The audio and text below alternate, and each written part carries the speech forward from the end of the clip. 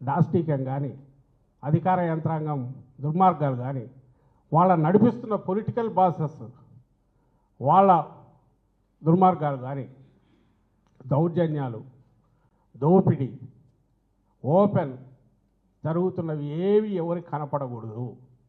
ఎట్లా పాలా ఇది ఇట్లా ఆపచ్చు. 24 గంటలు కొట్టు నీ 100-150 యూట్యూబ్ ఛానల్స్, నీ ప్రాపగాండా మెషిన్లు, పేపర్లుగా పిలువబడుతున్న మీడియా సంస్థలుగా పిలువబడుతున్న నీ ప్రాపగాండా మిషన్లు చంద్రబాబు నాయుడు ఆర్గనైజ్ చేసుకుని నడుపుతున్నవి పెద్ద గొంతు చిటిక వేయకముందే రాష్ట్రమంతా ఒకేసారి లేచి ఒకే టోన్తో మాట్లాడగలిగిన సత్తా ఉన్న నువ్వు పెంచి పోషించిన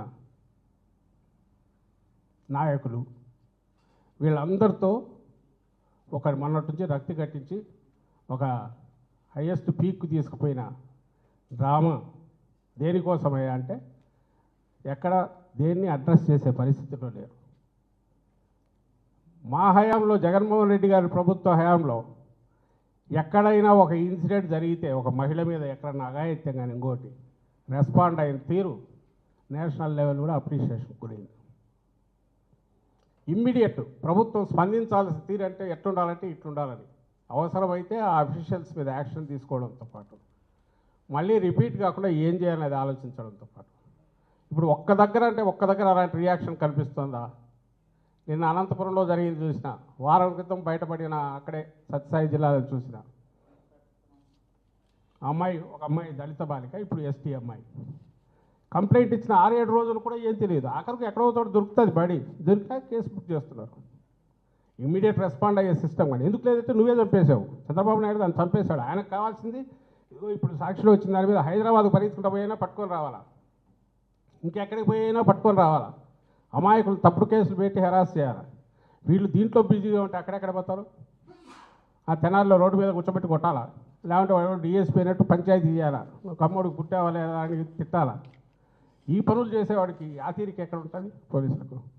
ఈయనే పెంచి పోషించి ఇట్లా తయారు చేసిన యంత్రాంగం ఇప్పుడు ఉంటుంది. సో దీన్ని కవర్ చేసుకోవాలి. లేకపోతే మహిళల గురించి మీరు అడగడమే చంద్రబాబు నాయుడు గారు.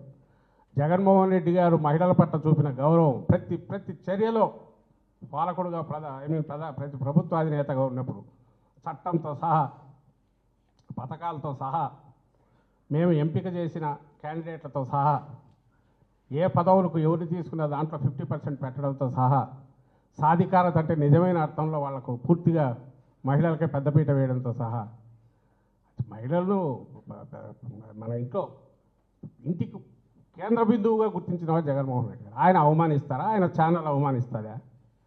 మీ కడుపు మంటంతా ఒక తప్పుడు దీని మీద చేసుకొని మీ అక్కసంతా అసహ్యకరమైన రీతిలో ఫోటోలు తెచ్చి బయట వేసి చెప్పులతో కొట్టడాలు అసలు